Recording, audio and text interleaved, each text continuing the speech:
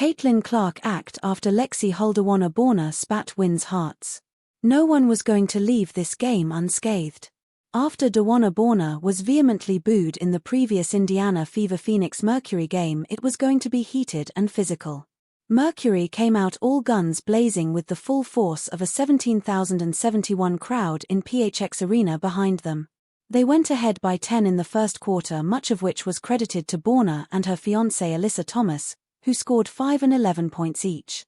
But the 2x champion wasn't only loud with her scorecard. With 2:02 left in the first quarter, DeWanna served notice to the Fever, positioning herself at the top of the arc with Hull clinging to her like a shadow.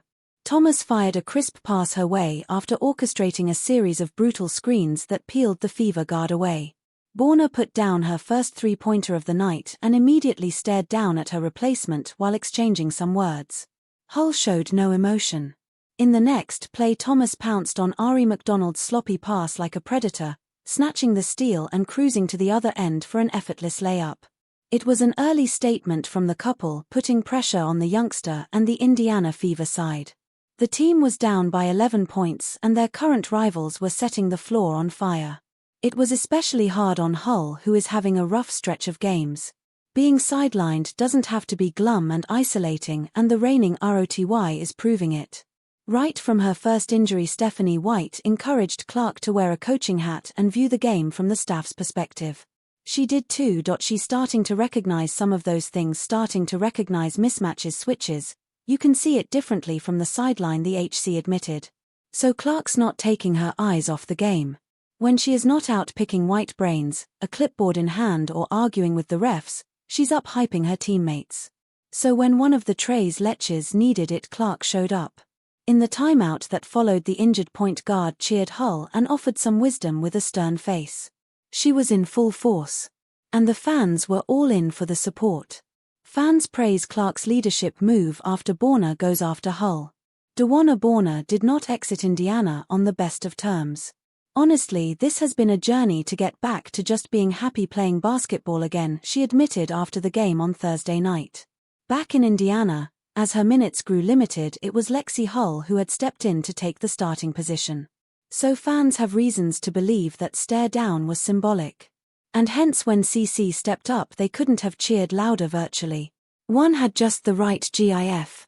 You tell her, CC, another wrote, as Hull needed to channel some energy from Clark. She has been having a bad string of games, with 17 single-digit performances. The three-point shot we all admired early in the season has practically disappeared. Hull could not follow Clark's encouragement with a redeeming performance, but it showed us that Clark is still important to this team even when injured. Like another fan wrote, the best on and off the court. We all know of her on-court exploits. Her vision is like no other and her outside shot is a dagger.